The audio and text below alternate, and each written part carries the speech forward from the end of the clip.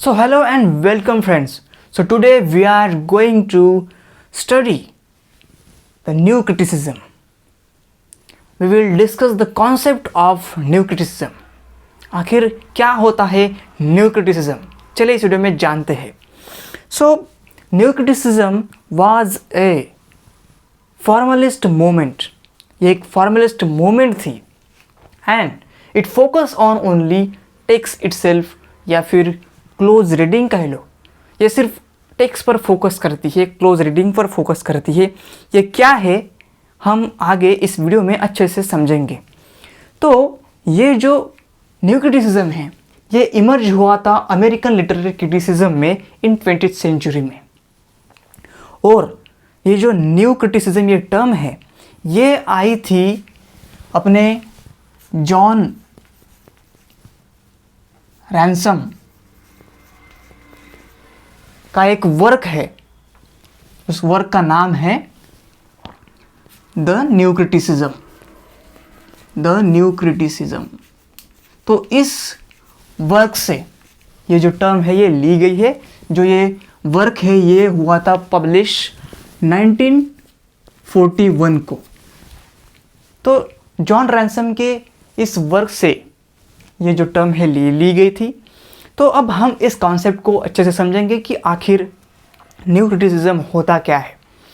तो देखिए, old criticism और न्यू क्रिटिसिज्म, पहले तो बात करते हैं हम ओल्ड क्रिटिसिज्म की. तो क्रिटिसिज्म का मतलब ये होता है कि किसी भी वर्क को एनालाइज करना, उस वर्क का मीनिंग निकालना, उस वर्क को जज करना, इवेल्यूएट करना. तो ओल्ड क्रिटिसिज्म आखिर क्या है. तो ओल्ड क्रिटिसिज्म में क्या होता था कि किसी भी टेक्स्ट को, किसी भी वर्क को अगर हमें एनालाइज करना है, उसको जज करना है, उसका मीनिंग निकालना है, तो हमें ऑथर के बैकग्राउंड की स्टडी करनी पड़ती थी. ऑथर का क्या इंटेंशन रहा होगा इस वर्क के पीछे लिखने में, ये देखना पड़ता था. दूसरी बात, रीडर्स का इमोशनल और फिजिकल रिस्पॉन्स भी देखना पड़ता था. और तीसरी बात, ओल्ड क्रिटिसिज्म में हमें उस टेक्स्ट का सोशल, पॉलिटिकल और हिस्टोरिकल जो बैकग्राउंड है वो भी देखना पड़ता था. यानी पूरी तरह से मतलब उस टेक्स्ट के पीछे क्या लिखने की क्या वजह थी, उसकी क्या जन्म कुंडली थी, ये सारा का सारा हमें देखना पड़ता था. और उसके बाद ही हम उस वर्क को एनालाइज कर पाते थे. लेकिन न्यू क्रिटिसिज्म में ऐसा नहीं है. न्यू क्रिटिसिज्म में हमें फोकस करना पड़ता है सिर्फ और सिर्फ टेक्स्ट पर, ओनली उसके क्लोज रीडिंग पर, क्योंकि टेक्स्ट ही सारा का सारा मतलब इंफॉर्मेशन होता है हमें एनालाइज करने के लिए, उसका मीनिंग निकालने के लिए. तो हमें न्यू क्रिटिसिज्म में उस टेक्स्ट के इंटरनल जो एलिमेंट है, जो उसकी उस टेक्स्ट की एस्थेटिक क्वालिटीज़ है, the aesthetic qualities of any work, any text, so उस पर हमें फोकस करना पड़ता है. तो जैसे कि इंटरनल एलिमेंट क्या है, एस्थेटिक क्वालिटीज़ मतलब क्या, तो हम बात करते हैं कि उसका, उस टेक्स्ट का फॉर्म, उस टेक्स्ट का स्ट्रक्चर कैसा है, उसमें कौन से लिटरेरी टर्म्स यूज़ किए हैं.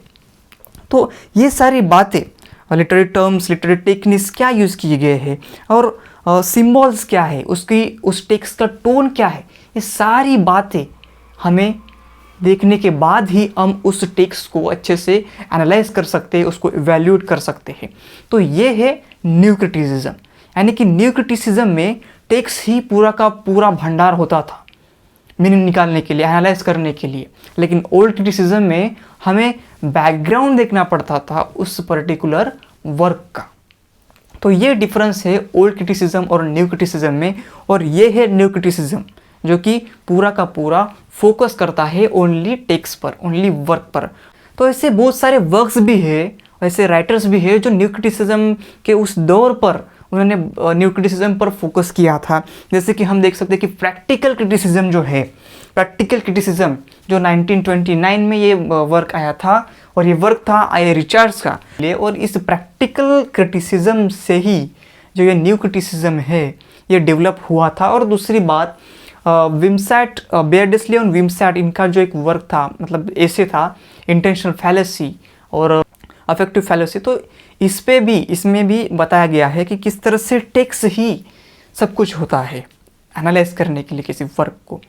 तो हम बात करते हैं जैसे कि आई रिचर्ड्स हो गए, जैसे कि विलियम इम्सन हो गए, और कुछ विमसेट और बेडसली, आई रिचर्ड्स हो गए, जैसे कि जॉन रैंसम हो गए। ये बहुत ही फेमस इनके कुछ वर्क है जो न्यू क्रिटिसिज्म को आगे लेके जाते हैं, न्यू क्रिटिसिज्म के बारे में हमें अच्छे से इंट्रोड्यूस कराते हैं, अच्छे से इसकी इन्फॉर्मेशन देते हैं।